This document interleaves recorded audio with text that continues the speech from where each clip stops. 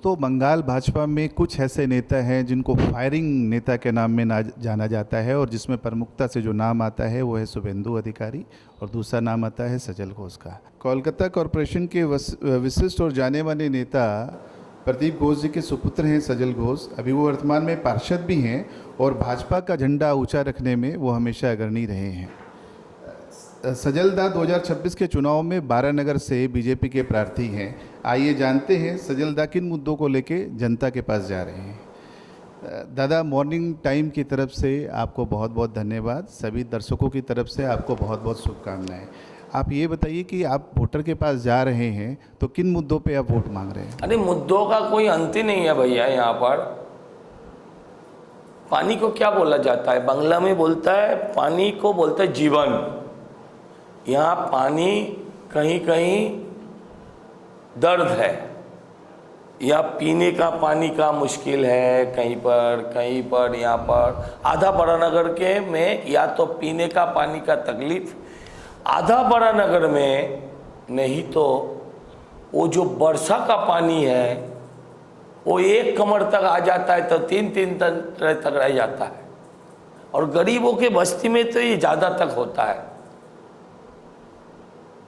तो काफ़ी प्रॉब्लम है। यहाँ पर जो गटर है वो खुला हुआ है, पूरा खुला हुआ। नाला जो है वो पूरा खुला है, कोई उसमें उसका साफ सफाई नहीं, उसमें आपको मलेरिया डेंगू सारे हो रहा है।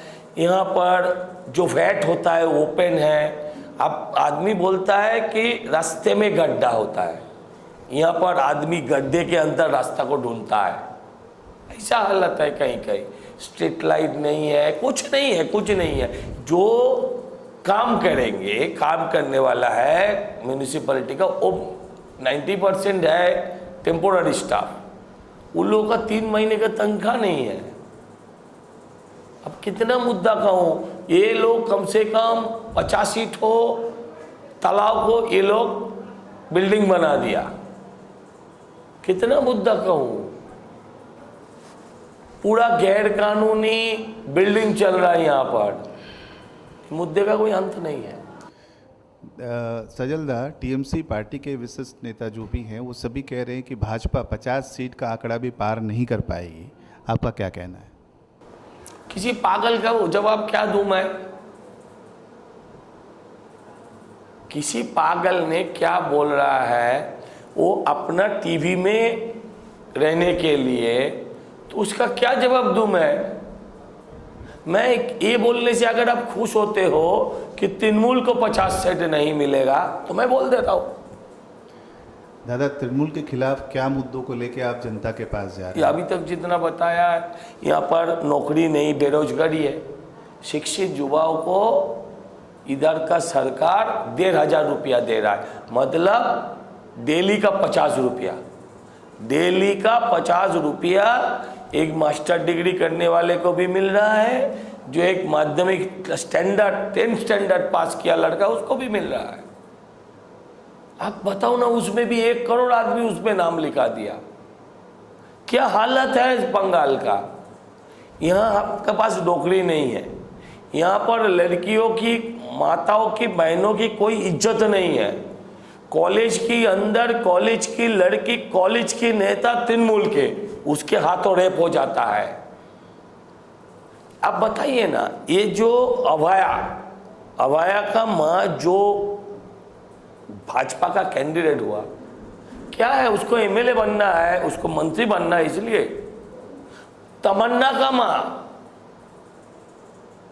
उसने भी कैंडिडेट बने, किस लिए बने? उसका सर में लाल बत्ती घूमेगा इसलिए? वो अपना बेटी का कातिल का सजा दिलवाना है उनको इंसाफ चाहिए, उसको इंसाफ चाहिए। सही बात में तो यही। दादा, सीपीएम हो या टीएमसी पार्टी हो, वो बीजेपी को एक सांप्रदायिकता फैलाने वाली पार्टी, नफरत फैलाने वाली पार्टी कहती है। क्या कहेंगे? ठीक है, अगर हम अपना संप्रदाय के बारे में बात करने से हम सांप्रदायिक है तो है। हमारा संप्रदाय, हमारा हिंदुत्व हमें ये सिखाता है कि तुम खुद का धर्म का पालन करो, दूसरों का धर्म का इज्जत करो। तो उसमें अगर किसी ने हमको सांप्रदायिक बोलता है तो मेरे को कोई तकलीफ नहीं है। और ये भी आप पर आपकी पार्टी पे आरोप है कि चुनाव आयोग आप ही की बी टीम है, मिलजुल के बंगाल पे कब्जा करने की साजिश चल रही है। देखिए, साजिश होता ना तो मैं उसको थैंक यू बोलता। अच्छा, हमारा आरोप है स्टेट इलेक्शन कमीशन जो होते हैं उनका जो मुख्य अध्यक्ष जो है, सीईओ ना क्या नाम है बोलते हैं उसको, जो राजीव सिन्हा थे, वो कौन थे? वो कौन था? मैं आपसे पूछना चाहता हूं वो कौन था? अगर वो साजिश करता है तो मैं खुश हूं कि भाई साजिश करो, कुछ भी करो, कुछ भी करो, बंगाल को टीएमसी से मुक्त करवाना है। साजिश तो साजिश ही सही, लेकिन वो हो कहाँ रहा है? वो हो कहाँ रहा है? तो ये तृणमूल वाला ने कितना बोला कि एसआईआर से मुसलमानों का नाम काट रहा है, अब वो बोलता है कि एसआईआर से हिंदू का नाम काट रहा है।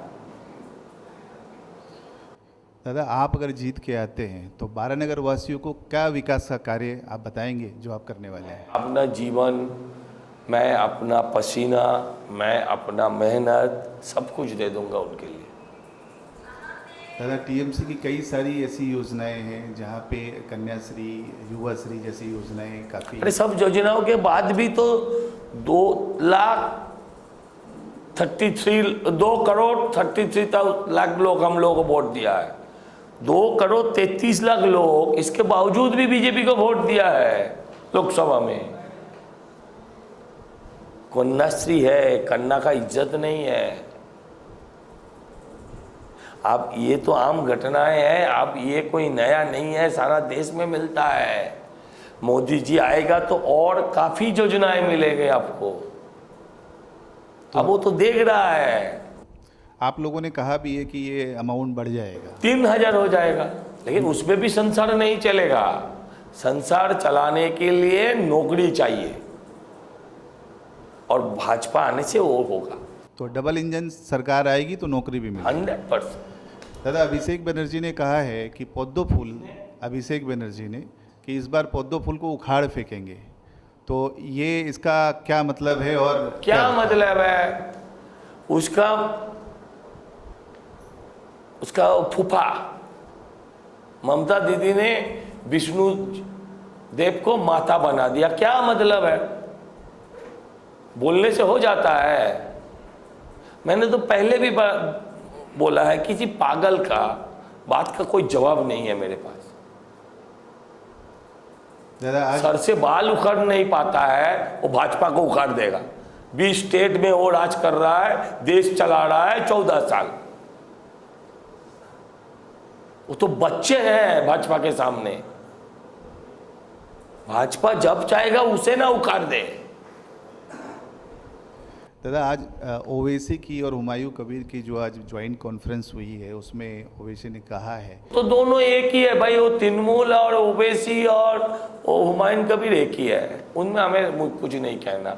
और ममता दीदी का जो वोट, माइनॉरिटी वोट जो छटक रहा था चारों तरफ, उसको इकट्ठे करने का यही एक डिफरेंट वे था। अब बताओ ना, ओवैसी या हुमायूं कबीर कभी बीजेपी को सपोर्ट दे सकता है, हाँ या ना? कभी दे सकता है, कभी नहीं दे सकता है।